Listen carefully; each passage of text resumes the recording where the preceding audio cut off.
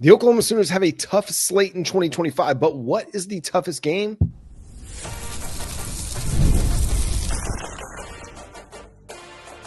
You are Locked On Sooners, your daily podcast on the Oklahoma Sooners. Part of the Locked On Podcast Network, your team every day. What's up, Sooner Nation? Welcome to Locked On Sooners, and thank you for making Locked On Sooners your first listen every single day. Shout out to all the everydayers out there. Today's episode is brought to you by Game Time. Download the Game Time app, create an account, and use code LOCKEDONCollege for $20 off your first purchase over at Game Time. He's Jay Smith. I'm John Williams. The Oklahoma Sooners have one of the toughest schedules in college football, if not the toughest schedule in college football for 2025. But Jay, I want to ask you this. And we'll go home and away because I think this could create some really interesting debate. What do you think is Oklahoma's toughest road game for the 2025 season? When I look at the schedule, John, I ask myself, all right, who do I actually expect to be a good team this year? Because truth be told, Michigan coming to town sounds like it's going to be tough, but how tough is it really going to be? Sharon Moore's got a lot of upgrades to do on that team. They lost a lot of NFL talent on the defensive side of the ball. So it's not going to be the Michigan team we've seen over the last 3 years. So Michigan would be one I would traditionally say, but I don't think they are. I think for a home game, probably the toughest one on this list is going to be be LSU. Mainly because LSU is bringing back the starting quarterback in the Garrett Nussmeier. And because Garrett Nussmeier is going to be back in town, he's bringing back 4,000 yards of passing. Now, I made jokes on the squad shows talking about how, there's a chance he could lose his job. Because, technically he has. He's been there the entire 4 years, and other quarterbacks have come into the starting position. But I do think that Garrett Nussmeier is a solid player, and I think that he will go out there and fight for that spot and do some good things for LSU. So, to me, the hardest game at home is going to be LSU coming at the end of the season. Yeah, that LSU game is going to be one that could determine Oklahoma's playoff potential. If they're going to be in the playoff hunt come November, that's going to be a key game. If they can win that game, even though it's going to be at home, that could potentially propel them into the postseason. Again, that's a big ask for a team coming off of a 6-7 season. At the same time, you're at Oklahoma. The expectations are national title contention. Yep. Whether you've been in the contention or not for the last 4 years, it doesn't matter. You still need to be in contention. For me, the toughest home game, I am going to go with Michigan. I think that's the one that is going to tell us a lot about who this team is going to be.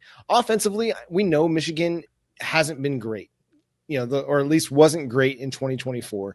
They were okay at times.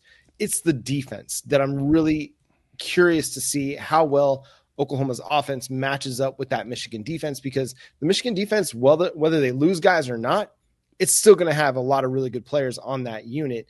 And it's going to be a tough test for Oklahoma's offensive line.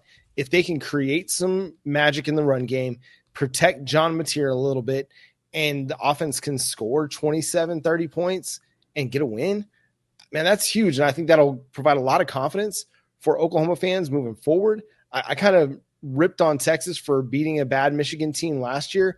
And now here I am sitting here saying that could be a really important game for Oklahoma to just set the season off on the right foot. So for me, it's Michigan, but I think you're right. Like the LSU one at the end of the season, it could determine a lot about the future of this program as they close out the regular season. What about a road game, Jay? What's the road game you think is going to be the toughest one? The good thing for Oklahoma is they only have 4 road games this season. Now, technically, they have 8 home games, 7 of them actually in Norman, one of them being the neutral site game against Texas, where they are considered the home team. But they only have 4 road games. So that's actually a really good thing for Oklahoma. It's not going to be as stressful as we normally have. And one of those road games is Temple, going up to Philadelphia and playing against them. So it's not like it's a team where it's going to be really that tough. Temple just fired their head coach. So we already know that they're in a complete rebuild. So it should be a situation where we walk in there, get a blowout win, and walk out the door healthy. Because the goal is to get healthy out of that game because Auburn shows up the next week. But if we're looking at actual road games, Tuscaloosa later in the season is probably going to be the toughest one, because the good thing is you go to Neyland Stadium and play against Tennessee. After hosting Ole Miss, you get a bye week, then you go to Tuscaloosa. And no matter what, playing in Tuscaloosa is a very tough environment, especially in November.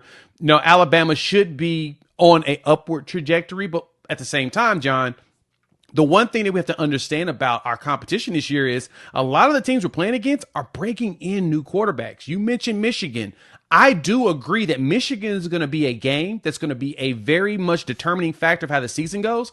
But Michigan's breaking in new quarterbacks. Either Jaden Davis is going to be the starting quarterback or Bryce Underwood. Because I don't think Davis Warren is going to win over those two guys. But Jaden Davis is going to be a redshirt freshman. And then you're going to have Bryce Underwood, who's a true freshman. And with it being so early in the year, I love our odds against a young quarterback early in the season, especially with this defense. Brent Venables has done a really good job on the recruiting on the defensive side of the ball. So, of course, none of us is truly stressing about that. But as far as going on the road, that Alabama game comes, I have questions. By then, whoever the quarterback is should be broken in. I am a little nervous about Nico at Tennessee, but you know what? I'm going to go ahead and backtrack all of that, John. The game to me on the road that concerns me, South Carolina. We'll play South Carolina the week after playing against Texas. And Lenore Sellers has already shown us that he has some capabilities. Dylan Stewart is still going to be a threat out there. Kyle Kennard is not going to be there, thank God. But Dylan Stewart is still a threat out there at the edge spot. And then playing against them right after Texas, that's got to be the road game that's going to be a problem. Because I'm guessing that's the game you were picking too. Well, I was going to go that direction, and then he stole my thunder. Got thunder. You're welcome over here. You're welcome. Yeah, all that talk about Tuscaloosa and then going to Neyland Stadium to face Tennessee, and then you go back to Williams-Brice and talk about South Carolina. So I think Tuscaloosa has a chance to be the toughest game of the season for Oklahoma. Again, it's a big road environment. With the 2024 schedule, the way it played out, you only played in one of the top 10 stadiums like one time when you played at LSU. You didn't have multiple games that season where you were playing in a Neyland and in Tuscaloosa, in Bryant-Denny Stadium. Like, you've got a big matchup against Alabama. And yes, you got the win over Alabama in 2024, but I think it's going to have a different look to the Crimson Tide this next season.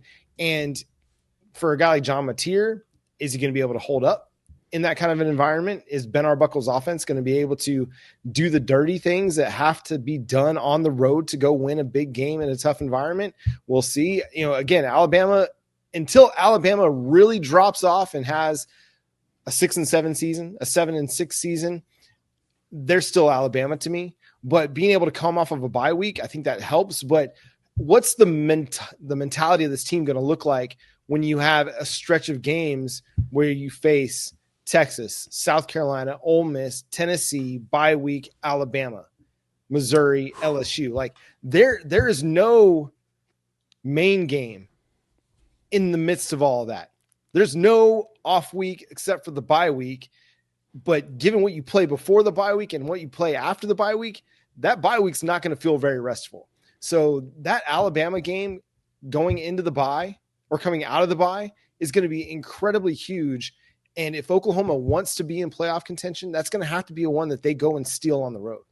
Yeah, the good thing is that is a very gruesome 7-game stretch, including with a bye week in the middle to break some of it up. But that 4-game stretch is going to be tough. Texas for the Red River Shootout. Then you're going to have traveling to South Carolina, at home against Ole Miss, and then traveling to Neyland Stadium, and then the bye week. And like you said, then you go to Tuscaloosa, and then back-to-back home games. The one thing that's beneficial for Oklahoma going into this, similar to last year, the games are placed strategically in spots that can be beneficial to Oklahoma. Now, playing Red River and then going to Williams-Brice, Willie B Stadium, yeah, that's going to be tough. But the good thing is that it breaks you up into a home game, then a road game, especially having that bye week right in between going to Neyland and then going to Tuscaloosa.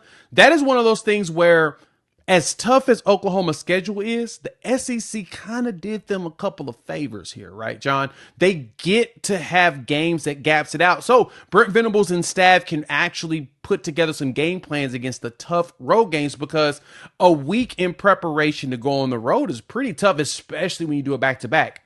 We have no back-to-back road games this year. Knock on wood. We are blessed to be able to have the opportunity to get a break in between two of the toughest games that should be on our schedule. But that Texas-South Carolina matchup, honestly, it truly depends on how South Carolina is when we get ready to play against them, because there is a world where South Carolina is not very good when we go and see them there on October 18th. But there's also a world where South Carolina is undefeated when we see them on October 18th. So for us, it's going to be all about being prepared.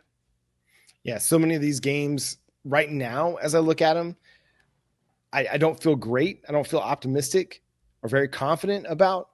But again, if Oklahoma is able to open the season with a run before going into Red River, I think it'll have people feeling a little bit better and a little bit more confident about how that 7-game stretch to end the season might go, because it could go any direction. The 247 Sports updated their final recruiting rankings for the 2025 class, and we had some big movers we'll discuss coming up next here on Locked On Sooners. Today's episode is brought to you by Game Time. Attending NFL playoff games is an experience like no other. The energy, the excitement, and the connection with other fans are unmatched. I remember the thrill of seeing my favorite team clinch a playoff win live. It's a memory I'll never forget. They're few and far between when you're a Dallas Cowboys fan. This year, Game Time makes it even easier to create those unforgettable moments with their new feature, Game Time Picks. It filters out the fluff and shows you only the best deals on great seats so you can focus on what matters, being there. I use Game Time Picks to grab tickets for upcoming events, and it couldn't have been any easier. I found a super deal that gave me incredible value for amazing seats, and I could even preview the view from my spot before buying. The all-in pricing is a game changer. Toggle on that feature inside the app so you have no surprise fees at checkout. Again, toggle it on, the all-in game or the all-in pricing feature inside the app. Plus, knowing my tickets are backed by the Game Time guarantee gave me complete peace of mind. Take the guesswork out of buying tickets with Game Time. Download the Game Time app, create an account, and use code LOCKEDONCollege for $20 off your first purchase. Terms apply. Again, create an account, redeem code LOCKEDONCOLLEGE for $20 off. Download Game Time today. Last minute tickets, lowest price guaranteed over at Game Time. Again, thanks for making Locked On Sooners your first listen every single day. Shout out to all the everydayers out there. Tune in and subscribe to the show wherever you get your podcasts. We're free and available on all podcast platforms and on YouTube. So hit that subscribe button and that notification bell to let you know when new episodes drop. 247 Sports updated their 2025 recruiting rankings, and we got a new guy in the top spot of the offensive tackle rankings, and that's Michael Fasousi, who jumped to number 1 in the 2025 cycle. Jay?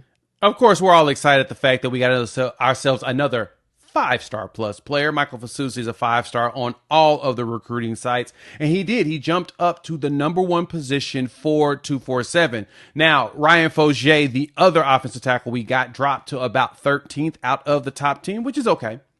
We can't complain too much, but he still finished in the top 100, John, and that gets me excited. We got 2 tackles, book-in guys that honestly are going to be something special when it comes to offensive line. I'm very high on Ryan Fauger. I was high on him as soon as we put the offer out there, and he committed, because it's funny, John.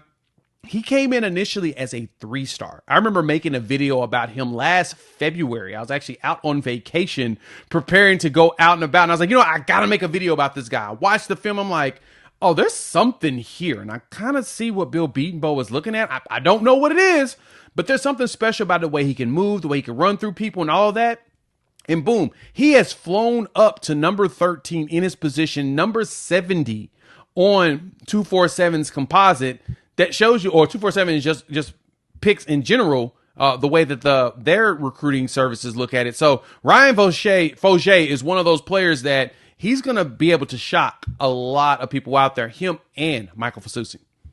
Another big mover in the 247 Sports final rankings was Tristan Haynes, who jumped 101 spots from number 201 back on December 2nd to number 100, the 6'2" cornerback out of Carl Albert High School, becoming a top 100 prospect in the class.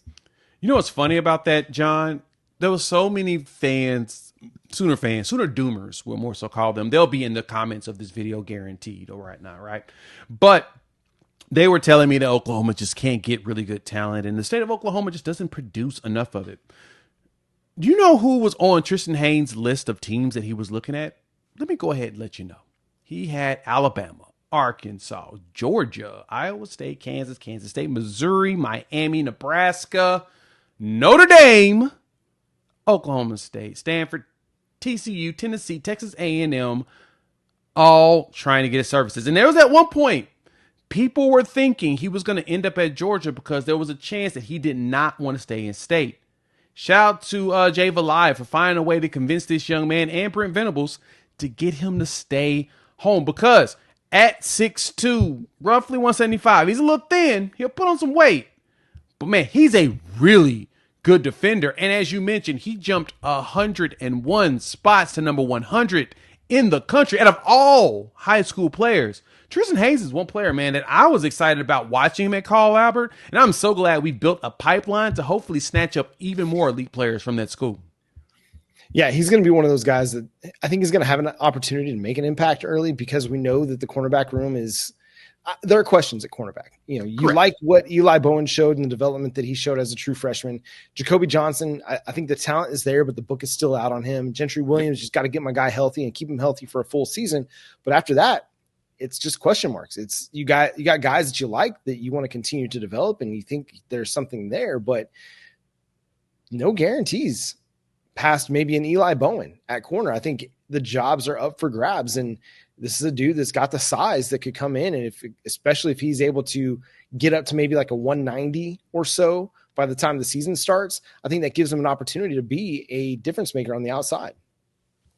Oh, and it's guaranteed that Schmitty's going to put that boy to work to where he can put on those weights. So we know that here in the spring, in the winter workouts, they're probably got him on a PB&J diet where he's taking about, 2 of those every 2 hours, put on a couple more pounds. But no, I know that Tristan's going to put in the work to get the strength and the size that he needs. But man, having a corner at that size and just with his instincts, I loved watching him play at Carl Albert when I would go to the games. He's someone that's going to be special. And then, of course, Elijah Thomas, good old E.T., balling out. He's 135 in the country, 5th at his position in college football at wide receiver.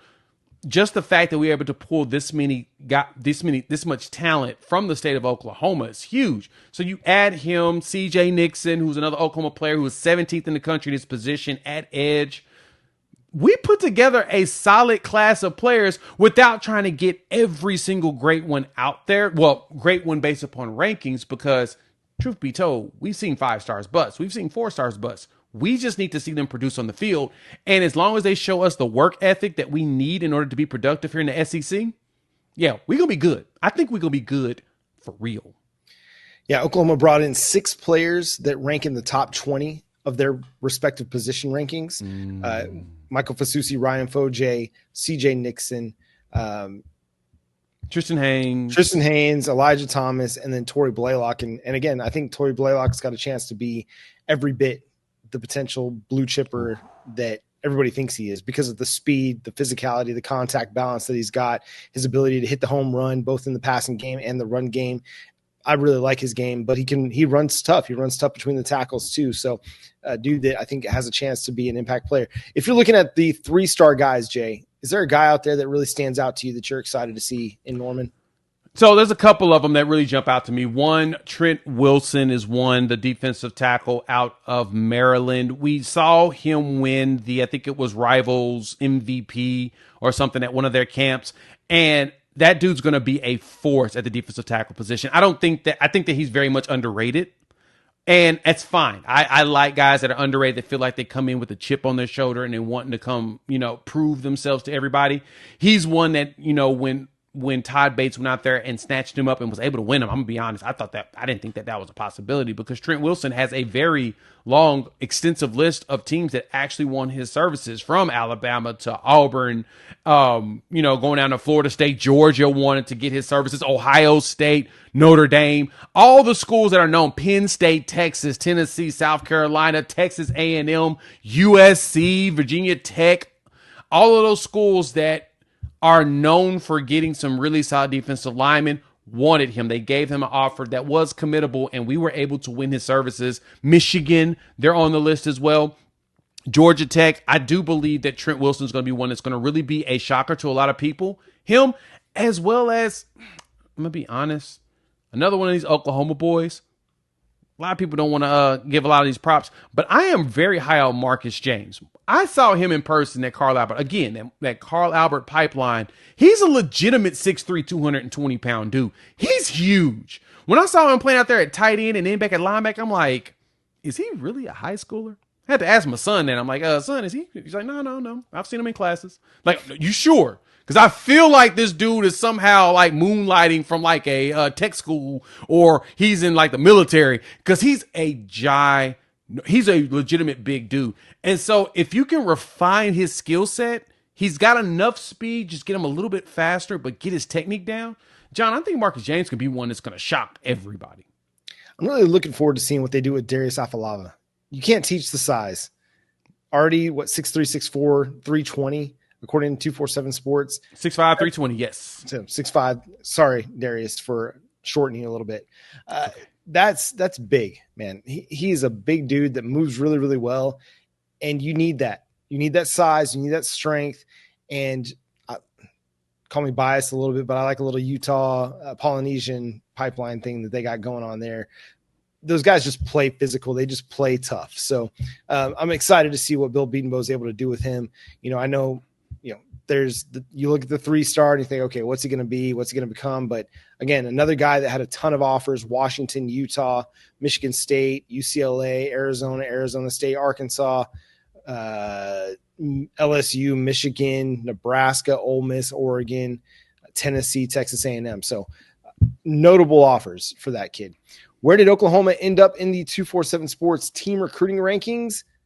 It might be a little bit misleading about how strong this class is. Let's discuss coming up next here on Locked On Sooners.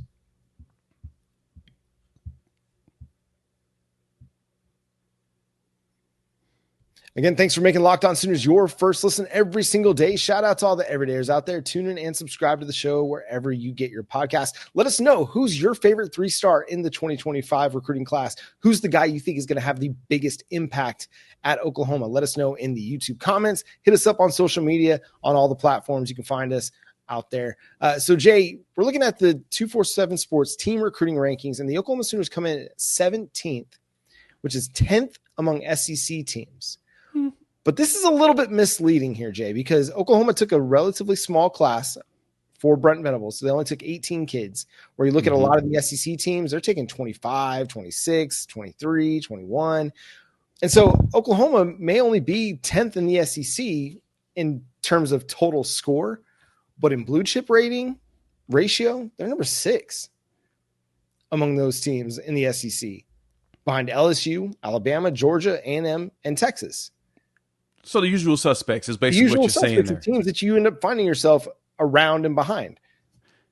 And it makes sense, right? So for Oklahoma, the most important thing when it came to this quote unquote, ratio and the players that they were going after and going after a smaller class, it feels like it's a definition of the times that's happening here in college football, because an 18-man class makes sense for us, because the goal here is that we need to get some more experience on the field. Let's put it this way, John. Let's theory craft here in this conversation. How many teams do you know out there in college football in general, including SEC, Big Ten, and everything, are okay with playing a whole bunch of freshmen on their team? Not many. Right. And that's the thing I'm looking at with this, is that because we know that they're going to have to reduce their roster to 105, the goal here is to make sure that you're maintaining a large amount of veteran players with a small amount of young players, and you just continue to rotate that around as you lose them. And so I know a lot of fans are like, Texas has a number 1 class. Once again, a whole bunch of 5-stars and stuff.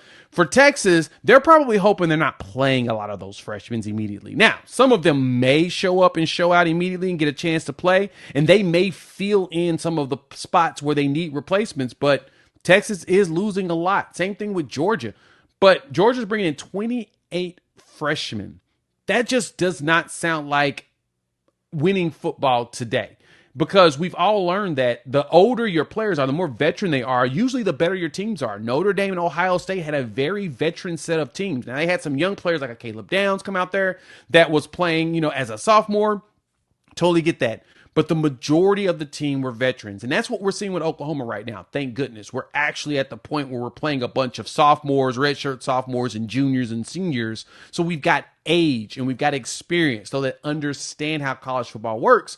So I don't think it's going to be as big of a problem. But John, when I look at that 18, to me, it's like, okay, we're going to play we need youth to be in the background, but we're also going to hit that portal.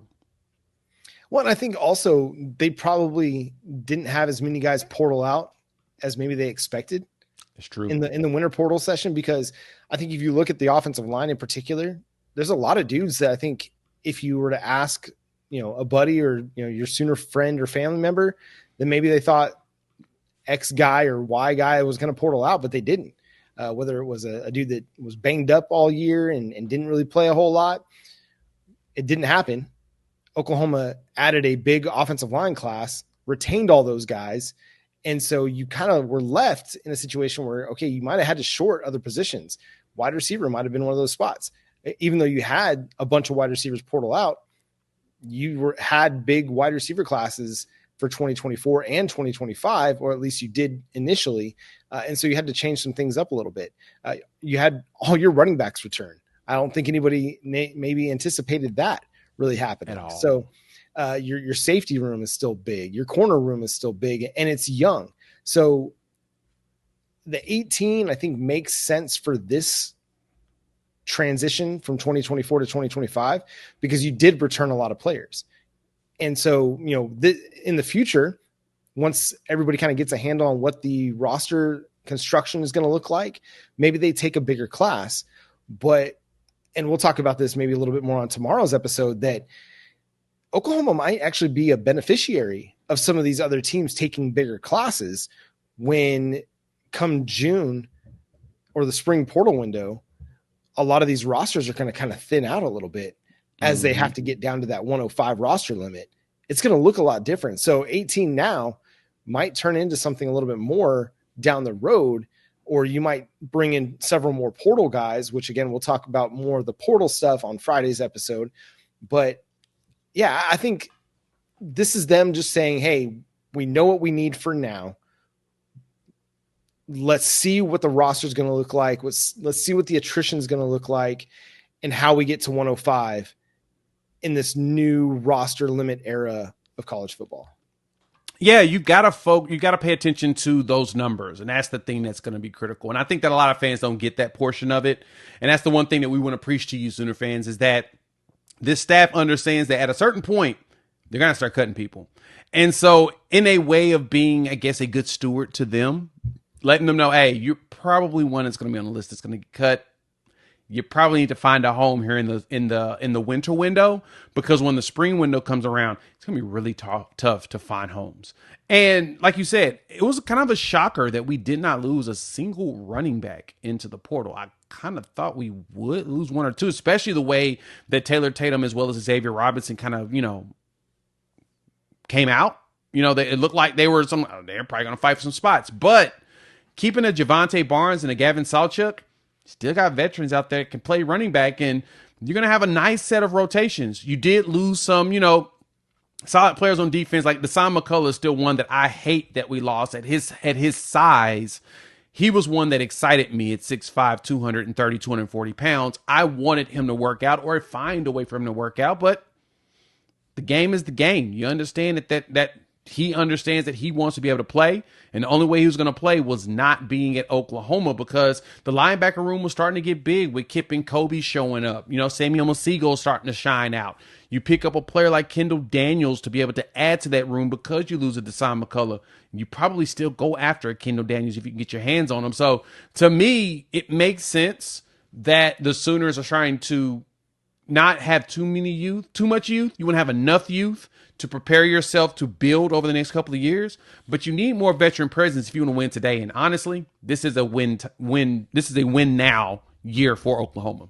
Yeah, very much. Brent Venables is on the hot seat. Oklahoma's got to do something in 2025 to course correct a little bit. And allay some of the concerns about the direction of the program. And that's going to do it for today's episode of Locked On Sooners. Thanks so much for tuning in and being a part of the show. Subscribe to the show wherever you get your podcasts. We're free and available on all podcast platforms and on YouTube. So hit that subscribe button, that notification bell to let you know when new episodes drop. Follow Jay at Unfair Sports. Check out his channel on YouTube, Unfair Sports, where he covers Oklahoma and all of college football over there. Follow me at John9Williams. You can also read my work covering the Sooners over at SoonersWire.com. The show is at Locked On Sooners on TikTok, Instagram, Twitter, Facebook, Pinterest, Threads, not on Blue Sky, but maybe eventually we'll get over there as well. But until next time, he's Jay Smith. I'm John Williams. We'll talk to you then. Boomer Sooner.